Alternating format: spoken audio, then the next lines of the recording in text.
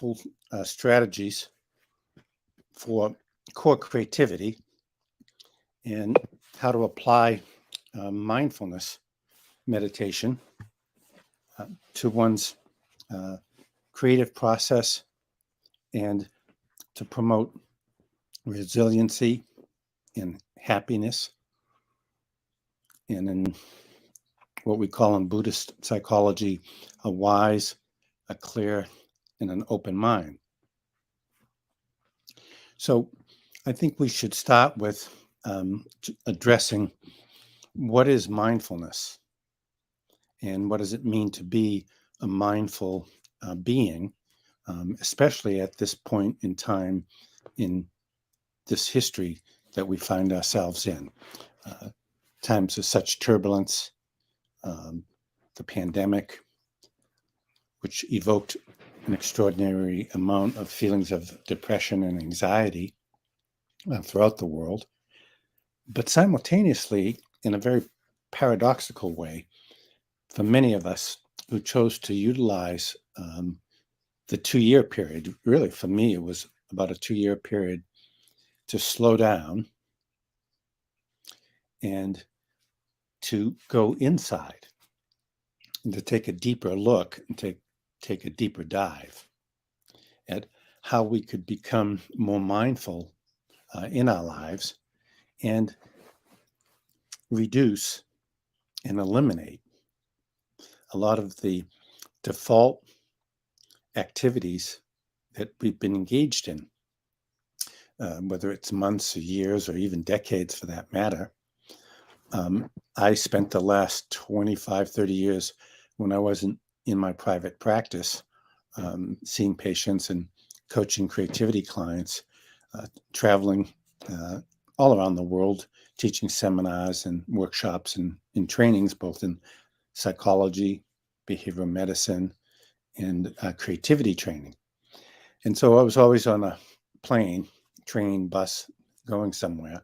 And so there's a certain kind of what we call in somatic experiencing work, a quality of overstimulation in the nervous system. And having the time to actually, for the first 3 months of the pandemic, to be at home and to be interacting with very, very few people on a day-by-day basis. It reminded me of my times in India and in Sri Lanka, where I was in various Buddhist monasteries for 3, 7, 10, 12 days, where you meditate anywhere from 12 to 16 hours a day. And each meditation period is 40 to 60 minutes. And then it's followed up by a 20-minute walking meditation spot. And oftentimes you live in we call it the cell, but it's a room with a bed, and there's no books. You don't read when you're on a long-term meditation retreat. And I found that during the pandemic, I started to really appreciate and to really enjoy the slower pace in cutting out what we call in mindfulness speak, a lot of the detritus activity and the distractiveness, because distraction is in mindfulness meditation in Buddhist psychology. Distraction is one of the hindrances in developing a clear, a wise, and an open mind. So what is mindfulness and where did it come from? We have to go back 2400 BC to the time of the Buddha. And the Buddha was an individual who was the son of Brahmin parents, and he lived in a very plush estate that was all walled in. And it's believed that prior to the age of 16, he really had very rarely wandered outside of the walls. And one night, him and his best friend Govindus decided, as most teenage and adolescents do, to rebel and go out over the wall. And what did he discover? Well, he came upon someone who was a leper and was in great suffering. And then he came upon someone that was blind and was also in great suffering. And then he came upon an old man who was in the last moments of his life experience. And then he saw the death process. And so that when he went back to his Brahmin parents' palace, he had this overwhelming urge to leave that life and wander in the forest. And so it's believed that the Buddha wandered for about 40 years, studying aesthetic practices, yoga, meditation, fasting. It was a period of great challenge. And in the last 7 days prior to the Buddha's enlightenment, which took place in Bodh Gaya, while he was meditating, he was visited by various entities and had great cravings and was really shown every possible distraction, lust and greed and desire that one could experience. And he had to work through all of those and let them go. And as we say in mindfulness meditation, to allow everything that becomes foreground content in the mind's activity to recede and to pass to the background. So in the Buddha's enlightenment, which was at the Bodhi tree in the Mahabodhi Gardens in Bodh Gaya, that's where the museum and the temple is, which I visited in India.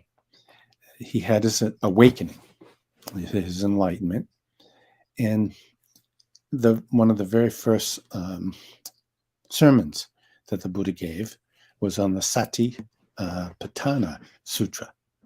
And Sati means insight, leading to wisdom and knowledge, Patthana and truth. And that was in the Deer Park in Bodh Gaya, India, outside of Bodh Gaya, India. It's a very beautiful park where if you go in the morning, as I have been many times, and you go around 3:30, 4 o'clock in the morning, and you meditate for several hours, and there's people from all over the world and other fellow Buddhist students and Buddhist monks. And it's very sacred because everyone's been meditating there thousands of years. And when the sun starts to come up, there's deer on each side of you scattered through the whole park. And they're not frightened because for virtually thousands of years, people have been meditating in that park and creating a vibrational frequency of peace and equanimity and harmony and love. And so the deer, they come and they meditate with you. It's really, really divine. So mindfulness grows out of that first sermon by the Buddha. It's a method where we focus on concentration. It's called a concentrational meditational practice, as opposed to an absorptional meditational practice, which is more mantra oriented. So concentration is we focus on the in and the out, or the rising and the falling of the breath. And one can focus on the tip of their nostrils, take their eyes and look down. And you can do that with your eyes closed. You can do it with the eyes a third of the way open, 50% open. Some people, in addition to the nose focus, they like to focus on the third eye point. And then a third place of mindfulness meditative focus is on the heart. And this is a wonderful region we call it the heart chakra in yoga. But it's a wonderful region to bring the mind's attention and focus to, especially if you want to invoke and evoke mindfulness meditational practices that evoke, for example, what is called metta, which is a term we use in Buddhism, which means the cultivation of loving kindness.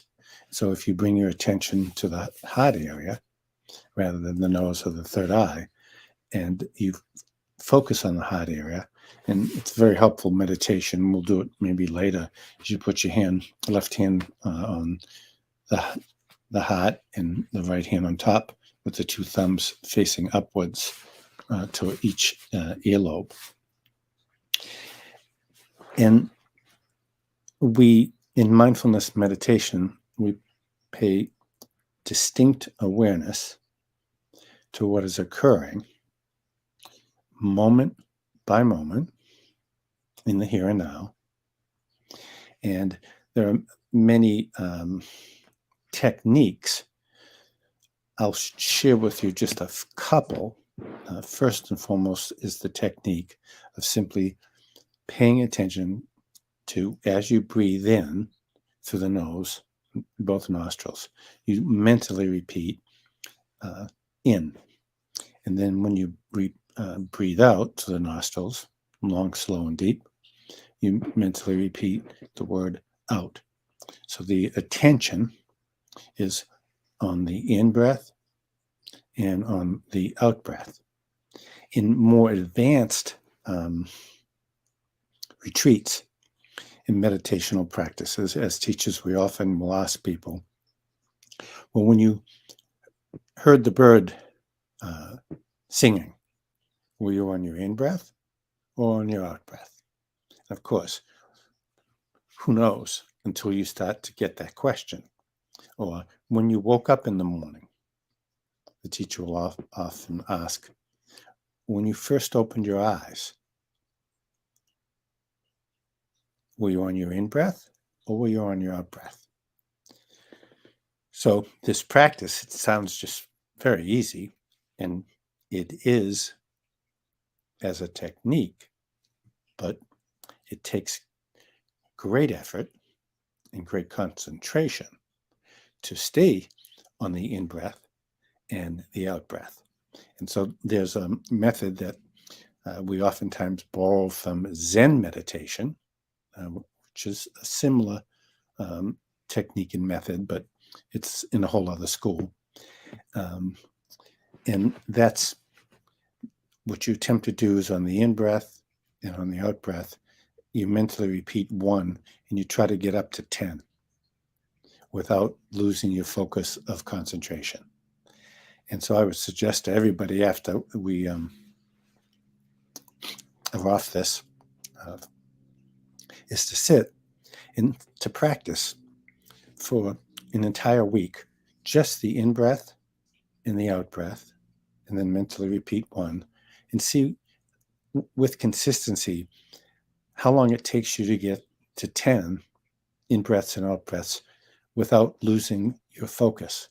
And most of you are like me, after you get to 3 or 4 or 5, all of a sudden, where am I? Am I in my laundry list? Am I, planning for the tonight's dinner or this morning's chai and coffee?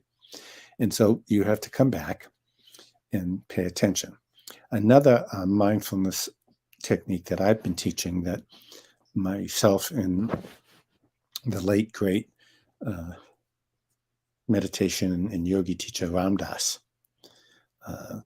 whom I was mentored by for over 4 decades. I met him in 1973. I was a student at the University of Massachusetts in Amherst, Massachusetts, and minoring in Buddhist studies at Smith College. And in coordination with some Amherst College students, we brought Ramdas to speak at a conference called the Self and Transformation. And in it was weekend conference, and so he did several presentations. And one of his afternoon presentations, he did this meditation. And then in 1989, he and I were at a retreat in Lyon, France. And so I asked him about that meditation and said, well, I'm going to be working on these. My first book is Wise Mind, Open Mind, and I'm going to be working on this 2-volume CD set. And I'd like to take that meditation that you taught and fill it out a little bit more. And then more recently, my recent book is Core Creativity, The Mindful Way to Unlock Your Creative Self, which I'll talk about a little bit more later. And so I took the meditation, and in Lyon, France, it was arising and falling away. So rather than in and out, Ram Dass adapted it. He had studied with a Buddhist teacher in Burma, Mahasi Sayadaw, and another Buddhist Burma teacher, U Pandita, and he had given him the instruction to just pay attention to arising and then falling away. So decades later, I started working with that. And so what we're going to do right now is we'll take a few minutes. And so if everybody could sit up straight and put their feet flat on the floor,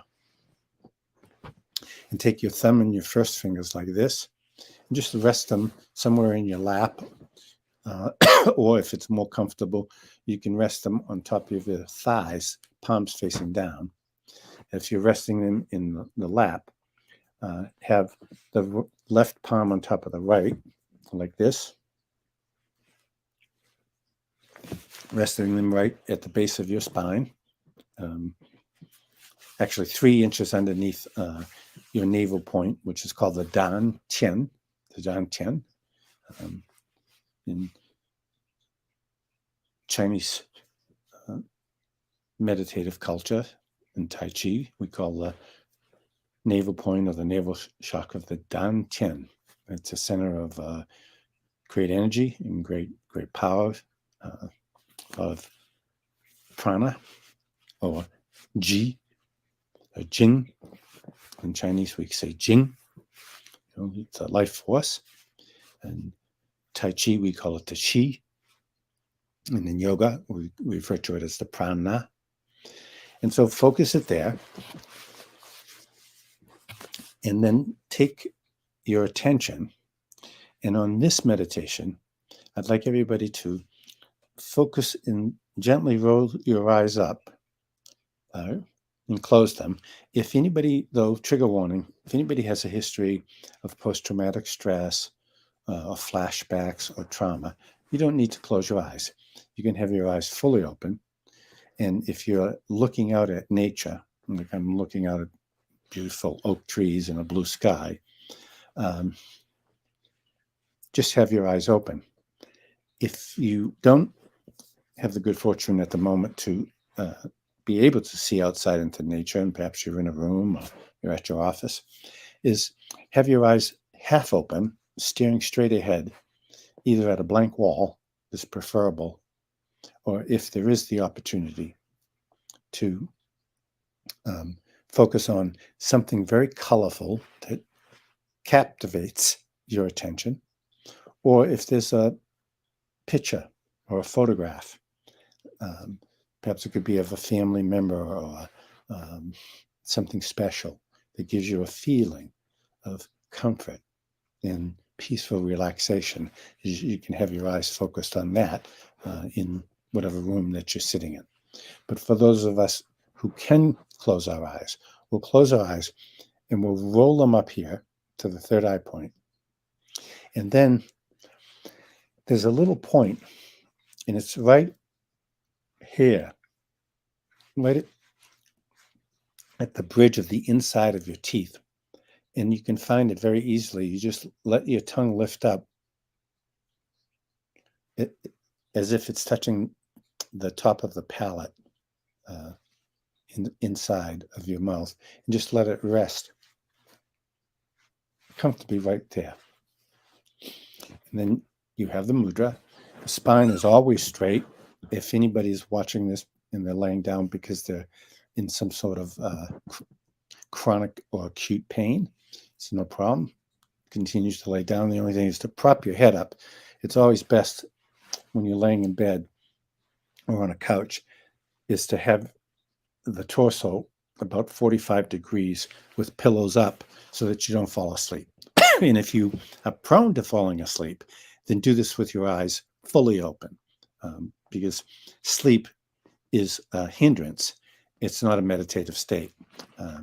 It's a wonderful state to use meditation to go into, especially mindfulness when you're having trouble falling asleep. But when we're practicing, it's all about awakening and waking up and staying awake. And that's the beauty of mindfulness. So we're just going to do it for 3 minutes, and I'll guide everybody. So you can just sit back, sit straight, that is. And on the in-breath through the nose, you're going to mentally repeat arising. And then these are the components I added. On the out-breath, you're going to let the breath go. Then you're going to breathe in again, and you're going to mentally repeat existing. And then let the breath go out through the nostrils, long, slow, and deep. Then you're going to breathe in and mentally repeat arising and existing. And you're going to hold your breath for 1, 2, or 3 counts. And then on the out breath through the nostrils, you're going to mentally repeat falling away. Then you're going to breathe in, arising, existing. Again, hold the breath, falling away on the out breath. And then you're going to let the breath relax, be in and out, and you mentally repeat spaciousness. And that's where we're arriving at, spaciousness, spacious, non-dual awareness. Okay, so everybody, thumb and first finger. Either the left palm sits on top of the right in the lap, or both palms are facing down on top of the thighs or facing up. Make the focus be on the third eye. Gently roll your eyes up and rest. No efforting, just rest there. And then lift the tongue up into the palate of your mouth. And then pay attention on the in-breath, mentally breathing in, arising, and breathing all the way out through the nostrils, letting the chest and the abdomen deflate. And then on the next in-breath, mentally repeat arising as the abdomen and then the lungs fill up with the breath. And then hold the breath as you repeat existing. And you're just noticing, you're just paying attention to, well, what is existing in the mind, in the body? And then breathe all the way out through the nose. Then breathe all the way in, arising. And once again, hold the breath. And then notice what comes across the mind screen. Existing. Do a scan of the body. What am I feeling? What sensations or emotions am I having? Am I hearing anything? And then breathe all the way out through the nose, relaxing the lungs, relaxing the abdomen. And then breathe all the way in to the nose, arising. Hold the breath. Bring awareness to what is existing. Then breathe all the way out through the nose, falling away. And then now just hang out and let the breath be in and out naturally, in through the nose, out through the nose, in through the nose, out through the mouth. Spacious awareness. That's right. Just rest and hang out in pristine, non-dual, spacious awareness. No efforting, just simply resting in spacious awareness. And we'll rest there for a minute.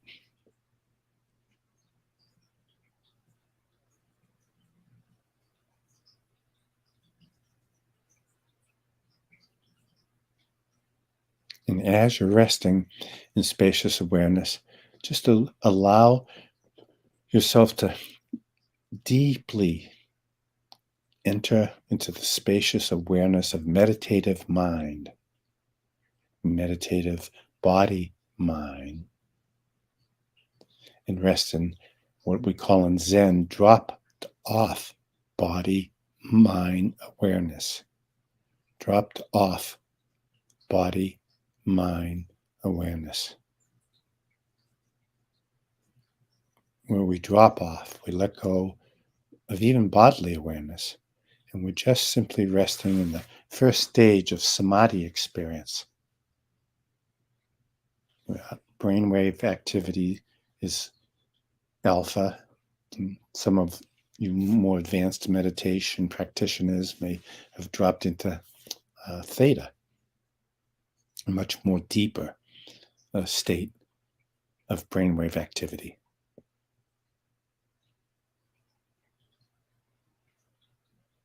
And then when you're ready, just notice and pay attention to anything that you're experiencing. Bring it to a completion. And then open your eyes and interlock your hands and stretch up over your head and twist to the left, twist to the right, twist to the left, twist to the right. And then bring your hands and arms way out by your sides. And then shake them, hands and arms, shake them out. And then shake your head, shake your back. If you need to, stretch your legs out straight in front of you. That, in addition to the in and out breath meditation, that's a wonderful mindfulness tool that myself and Ram Dass created together, that if you practice it for 5 minutes, ideally to 20, and then for any of us advanced meditators, if you practice for upwards from 20 minutes upwards to 45 minutes a day, and you do it for 40 days, even 5 minutes. We just did it for 3 minutes and went by just like that. 5 minutes, upwards to 40, ideally 20, every day for 40 days. In the Vedas, it is said that if you practice a meditation for 40 days, it will change your life. If you practice a meditation for 108 days without missing, it'll change your destiny. If you practice a meditation for 1,008 days, it has the possibility of changing your karma. And if you practice a meditation discipline for 10,108 days, it has the possibility of creating what's called a soul shift in your soul's trajectory, in your soul's destiny. I've never got to 10,000, but in the last couple of years, I got to 1,008 twice. And I can tell you that it has a very deepening in, no matter if I had the flu or I had a cold or I had the vaccine shots and I was feeling like crap, I laid in my bed, made sure I did my 40 minutes, and rested and experienced the deepening somatic quality that the consistency of day-by-day practice provides you. Over time, what you will discover as I discovered, um, is there's similar to like an onion. There's each layer, and as each day, week, and month goes by, where you consistently practice, you peel another layer away, and you eventually arrive at what Saint Teresa of Avila, a Christian monastic, um, approaching all of the same concepts and ideas from, but from a Christian contemplative place.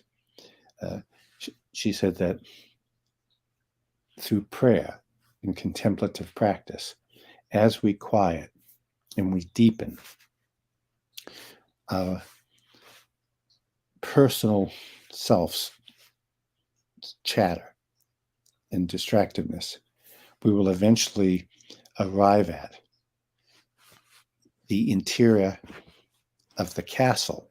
That's sort of the metaphor of the self and the body and the emotions and the feelings and the thoughts and the sensations and taste and smells and sounds is like a castle with all sorts of rooms in the castle of the self.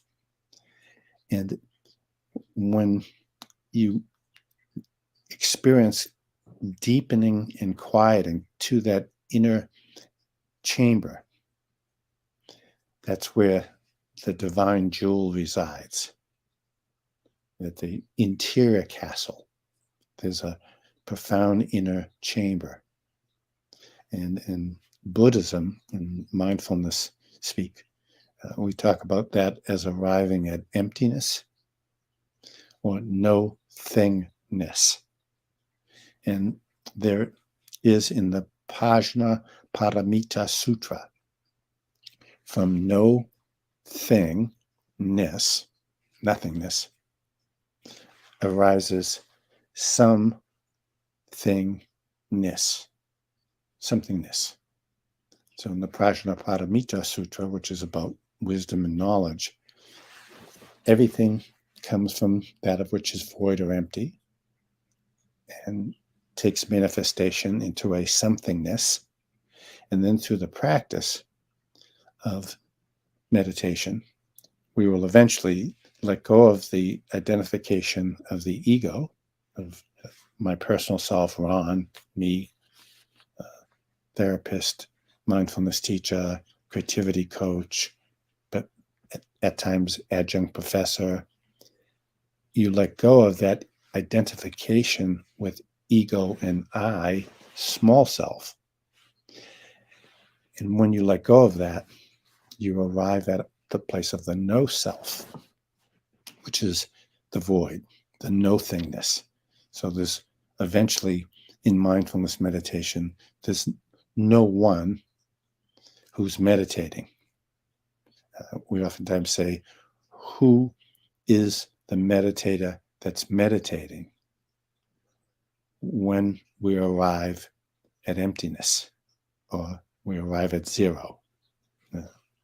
In Zen, we talk about zero as both the beginning, the adage of in beginner's mind, there are infinite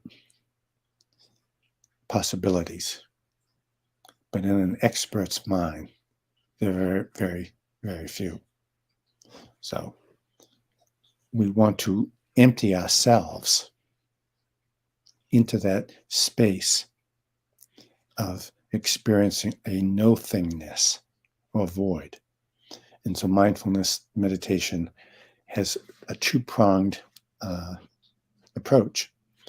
On the one hand, we want to become mindful of thoughts, feelings, sensations, tastes, smells, and sounds, and we just want to note them. You don't want to do anything with the notes. Just want to note them and then let go of them over and over and over. And eventually, through the noting and the sitting comfortably in a chair or on a cushion, there is the eventual arriving at that place of inner emptiness. And in the non-dual, we talk about it as a spacious awareness. Then the other approach that mindfulness provides us with is when we come out of the meditation, is we don't shut off the mindful flow of heightened concentration. We become mindful of going out to the kitchen, putting coffee into the coffee maker, washing the dishes, preparing an egg, cracking the egg. You apply what Chogyam Trungpa Rinpoche, a Tibetan Buddhist teacher, wrote a lovely little book called Meditation in Action. So that to make no distinction between sitting meditation, sitting mindfulness meditation, and active throughout the day. Each and everything that you're doing, you're still in that state of mindful activity. Both of those approaches, whether you're sitting on the cushion or you're meditating in action, you will eventually arrive at that place of forgetting about the self and being more in the attentional flow of the meditation process. So that's our piece on mindfulness. Now, I wanted to talk a little bit about my new book, Core Creativity, The Mindful Way to Unlock Your Creative Self. It's right there, the color of the brain. And I wanted to just discuss a few important distinctions that I've written about in the book. There are three important stages of the core creative process. In the first stage, the distinction I came up with is absorbing mind. That's the first stage. And in absorbing mind, there's both an inner process and an outer process. The outer process in absorbing mind is core creatives I interviewed over the last 4 decades of my clinical and coaching experience with creatives in television, film, music, and in the computer and .com industry up in Silicon Valley. I've consulted to Apple and Sun Micro Systems and Snapchat and a whole host of other .com platforms. All very interested in mindfulness and how mindfulness can lead to the cultivation of creativity and enhancing one's creativity process. So absorbing mind is, I suggest that people, and I got this from my interviews, is most of the core creatives I interview, when they're not feeling creative, is they will spend a lot of their time, interestingly enough, in what I call absorbing mind. They will either go out into the world and listen to other people's music, small clubs, big concerts. They'll go to museums, art galleries.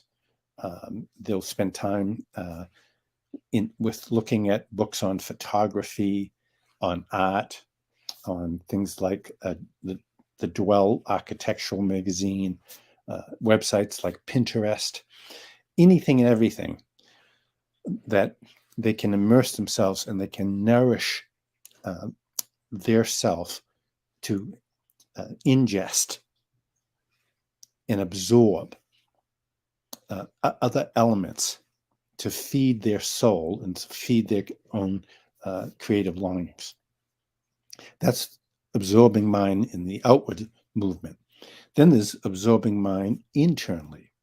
And absorbing mind internally is to just allow the self, especially when you feel blocked creatively, or you're awaiting the download, awaiting that new big idea, or waiting, do we go in this direction with the team's creative project, or do we do more research and development before we start implementing and pulling together all of ideas and concepts.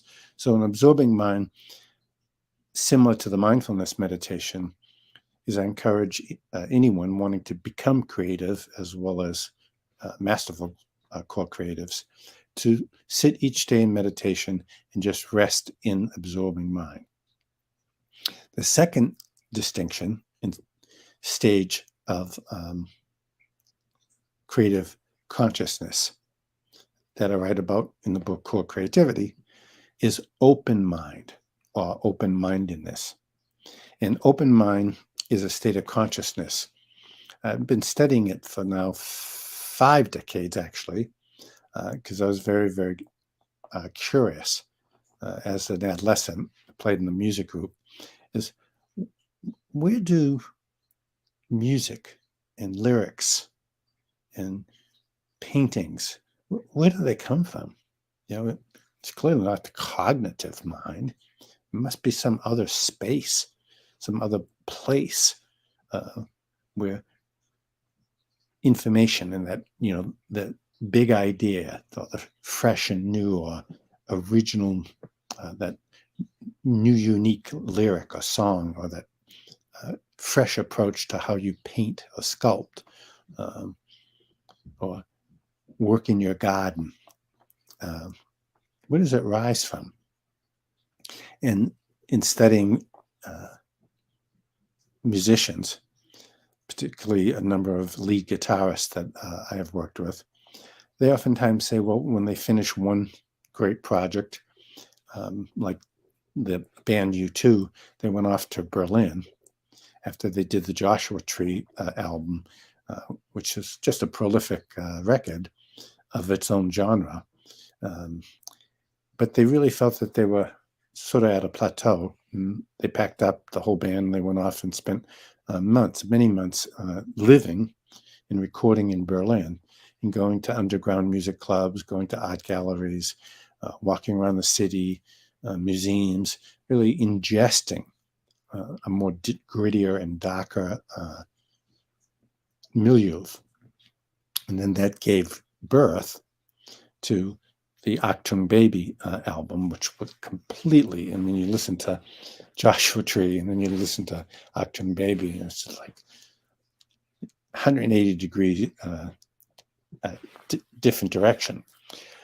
But the brilliance of that was that they trusted both absorbing and open-mindedness. And so then some of the musicians begin to experience actually receiving downloads in their dream states, meditation, yoga states, of new lyrics, new sounds. So in open-minded consciousness, that's the place where we say that there basically are 3 portals to activate open mind consciousness. Portal number 1, and these are metaphors, although some highly sensitive yogis and mystics have actually experienced the portals literally opening up in their physiology, in their energy bodies. But we say that things come down from above. They come down from above and they enter at the top of the head. And in yogic theory, that's called the Shushumna, the main channel. It comes in from the crown, the very crown chakra, the gate or portal. And in Core Creativity, in the book, I talk about that the famous spiritual psychologist Carl Jung wrote a lot about the collective unconscious, that we have a conscious mind, a preconscious mind, a personal unconscious, and then a collective and or racial unconscious that transcends all time, all place, all space, all cultures. The Aborigines in Australia and the Outback have dreams of the Christian cross, and some of them had never even seen a Christian cross. And meditators in Switzerland would have images and concepts taken from Aboriginal dream time and they'd never been to Australia, and they never read anything about the Aborigines, and yet they would have some of the same animal characters. So we say that, and both Beethoven, Mozart, Wagner, Stravinsky, modern day Beatle, Paul McCartney, he had the dream where he downloaded the song Yesterday in perfection, with lyrics and melodies in a dream state, and got up either in the middle of the night or early in the morning, got to the piano, wrote it all down, played it. Then he shopped it around London for almost a month, basically thinking, he had discovered someone's wallet and he was trying to turn it into the police, metaphorically, he said, or get somebody to say that this was their child. And then finally, when no one took ownership of it, he realized, okay, this is it. And he got that masterpiece from a dream state. And so we say that one portal is from the top down, the collective unconscious. Second portal is what I call from the in out. And that's more of the heart center in the intuitive region of the body, where I call it an inload, where information, ideas, concepts, pictures, colors unfold from the inside out. And then the third distinction in open mind is we gather information and fresh and original creative concepts and ideas from the ground up. That's more of a Taoist understanding, that as you go out into nature, in the early Taoists used to not even wear sandals when they would take their morning walks, or they would spend time walking around a garden that had a lot of grass, or a park, without their shoes, so that information could come up from Gaia, Mother Earth, into the self. So that's absorbing mind and open mind. And then the third distinction is activating mind. And so it's one thing to work at moving from absorbing to open-minded consciousness, where you actually get that new big idea, or you get that fresh new approach, or you have this aha, oh yeah, that's where our design team wanted to go. You have to, though, in activating mind, is you need to take the ideas, the textures, the images, and put them together and take action to create that. It's not enough just to think something creative, but then the last phase is to move into activating mind and to bring things into manifestation. So lastly, I'd like to just share a couple of, and leave you with a couple of quotes. One is from the great singer, lyricist, and lead guitar of the band, Robbie Robertson. He was interviewed, and, well, where does creativity come from?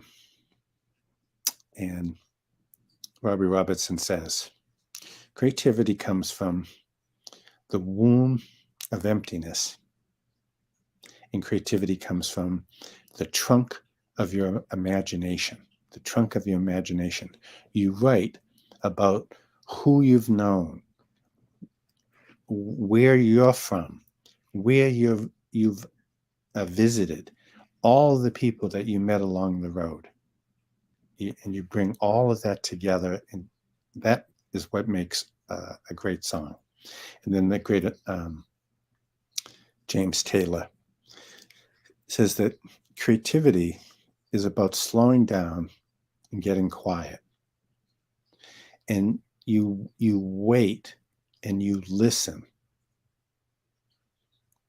for the song to arrive. You can't force it. You can't chase it. you get quiet enough and the song arrives on its own.